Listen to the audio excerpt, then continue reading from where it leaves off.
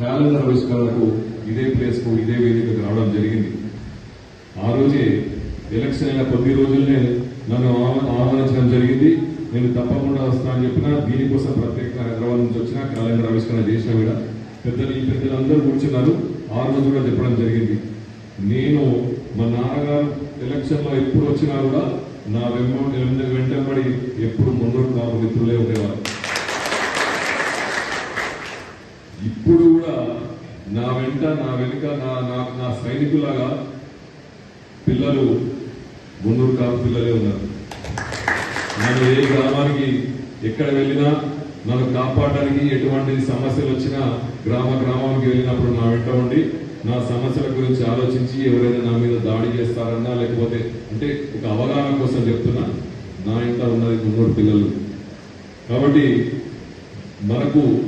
నాకు ప్రత్యేకంగా మొదటి నుంచి కూడా అంటే అప్పుడు రాజకీయాలు లేనప్పుడు, రాజకీయాలు వచ్చినప్పుడు కూడా మీ యొక్క సంఘమిత్రులు, మీ యొక్క పిల్లలైనా సరే పెద్దలైనా సరే నా వెంటనే ఉన్నారు. కాబట్టి మీ అందరికీ నన్ను గెలిపించిన పెద్దలు, మున్నూరు కాపు సంఘ నాయకులు మరొకసారి, ఎందుకంటే ఎలక్షన్ తర్వాత అందరు పెద్దలను కలదు కాబట్టి నేను మీ అందరికీ శిరస్సు వంచి ధన్యవాదాలు తెలుపుకుంటున్నాను. మీరు ఈరోజు నా ఎలక్షన్ లో కూడా ఎమ్మెల్యే ఎలక్షన్ లో కూడా మనకు ఇటువంటి సమ్మేళనం లేకుండే, ఎందుకంటే ఆ రోజు మనకు అంత టైం లేదు. ప్లస్ ఎవరు వస్తారో ఎవరు రారో, ఎందుకంటే చాలా మంది మున్నూరు కాపు సంఘం దాంట్లో చాలా మంది వ్యాపారస్తులు ఉన్నారు. ఆ రోజు వ్యాపారస్తులు వయసులైనా సరే మున్నూరు కాపులైనా సరే చాలా మంది భయభ్రాంతులకు గురై బయటకు వచ్చి మా ఇంట తిరిగేటందుకు కూడా భయపడ్డారు. కానీ కొంతమంది పిల్లలు పెద్దలు మాత్రం ఓపెన్ గా నాతో తిరిగినందుకు వాళ్ళకు ధన్యవాదాలు చెప్తూ, అదేవిధంగా ఓటేసిన వారికి బయటికి మాతో రాకుండా నాకు తెలుసు చాలా మంది నాకు ఓటేసి ఈ రోజు నన్ను ఈ స్థానంలో గెలిపించి ఈ రోజు మళ్ళీ మీరు నన్ను ఆహ్వానించారు. కాబట్టి మీరు అడిగిన మీరు వినతి పత్రంలో అడిగిన 3 డిమాండ్లలో ఆల్రెడీ మా తండ్రి గారు చెప్పారు, తప్పకుండా ఆ ఎఫ్టీఎల్ మాత్రం చేస్తామన్నారు. దీనికి ల్యాండ్ మాత్రం తప్పకుండా ప్రయత్నిస్తే మేము కూడా ఆనాడు ఎమ్మెల్యే చేద్దామా కాదనుకున్నప్పుడు కూడా సిద్ధుగా మీలాంటి వాళ్ళు చాలా మంది మాకు సహకరిస్తారనే ధీమాతో రావడం ఈ రోజు గెలవడం జరిగింది. కాబట్టి ఏది కూడా ప్రయత్నిస్తే ఆగదు, తప్పకుండా మంచి మనసుతో ఆలోచిస్తే తప్పకుండా జరుగుతుంది. ఇది కూడా మనం తప్పకుండా ప్రయత్నిద్దాం, తెచ్చుకుందామని మీ అందరికీ శపథాలు తెలుసుకుంటున్నాం. అదేవిధంగా ఎఫ్టీఎల్ చాలా మంది ఆ రోజు నేను రేవంత్ రెడ్డి గారి మీటింగ్ లోనే ఈ ఎఫ్టీఎల్ గురించి చెప్పడం జరిగింది. ఆ రోజు ఇంకా మనం గెలుపు ఖాయం కాలేదు, అయినా కానీ గెలుస్తామనే ధీమా, రేవంత్ రెడ్డి గారు ముఖ్యమంత్రి అయిన ధీమా, మన పని అవుతుందనే ధీమాతో ఆ రోజు చెప్పినా ఈ రోజు కూడా చేద్దాం, తప్పకుండా ప్రయత్నిద్దాం. చాలా మంది ముందు రోజులు ఎలా అయితే చెప్పడం జరిగింది, నాకు కూరగాయలు వేసుకొని చాలా మంది పేద పరిస్థితుల్లో ఉన్న వాళ్ళు కూడా అక్కడ కూరగాయలు వేసుకొని బతికిన వాళ్ళని ఇప్పుడే చెప్పడం జరిగింది.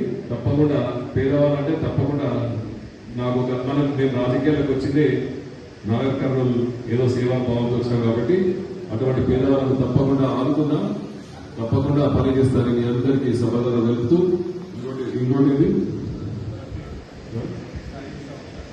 స్థానిక సంస్థలు రాజకీయాలకు రావాలని మనకు లోపల భావం ఉండాలి. ఎందుకంటే నాకు కూడా రాజకీయాలకు వస్తా అనే ఆలోచన ఉన్నప్పుడు మా తండ్రి గారికి పెద్దగా ఇంట్రెస్ట్ లేకుండే, ఎందుకంటే ఎటువంటి పరిస్థితుల్లో ఎవరు సహకరిస్తారో.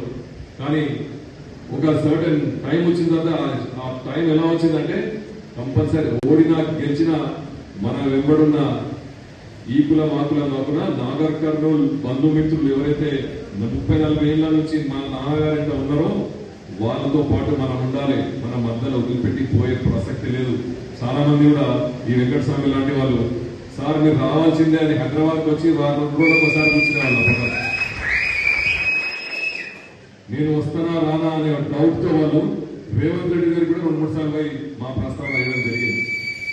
అటువంటి పరిస్థితుల్లో మన కోసం ఇంతమంది అడుగుతుంటే, కష్టపడుతుంటే, మన గురించి ఆలోచిస్తుంటే మనం కూడా మన బాధ్యతగా తీసుకొని మనం కూడా వాళ్ళ గురించి మన వెంట ఉన్న వాళ్ళ గురించి ఆలోచించాలనే పరిస్థితిలో ఈ రోజు రాజకీయాల్లో రావడం జరిగింది. మీ అందరి ఆశీర్వాదం వల్ల ఈ రోజు నేను ఎమ్మెల్యే అయినా. ఎమ్మెల్యే అంటే ఊకే కాదు, మీ ఆశీర్వాదంతో అయినా కాబట్టి తప్పకుండా మీరు అనుకున్నది, మీరు కావాలనుకున్నది, మీ మనసులో అనుకునే అన్ని రేపు చేసి పెట్టడానికి నేనున్నా. ముందుగా నాగర్ కర్నూలు డెవలప్మెంట్ కోసమే ఆశిస్తాం.